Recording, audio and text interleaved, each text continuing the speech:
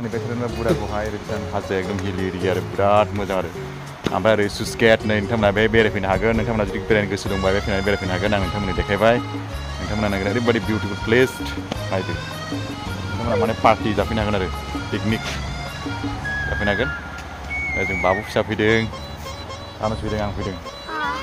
नैलाय नोंथांमोना नायनो हागोन आं नोंथांमोननि देखायबाय सर्ट गुसुं भिडिअ नोंथांमोना उनाव नायनो हागोन नै सुसगेटआ बहुद बिउटिफुल नैलाय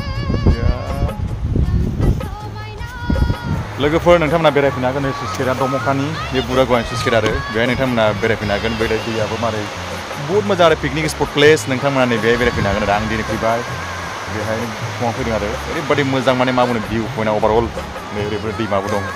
गोबां मानसिफ्रा इन्जय खालामफैयो नाबो सारफैयो नोंथांमोना बे फैनो हागोन आरो बे जाबाय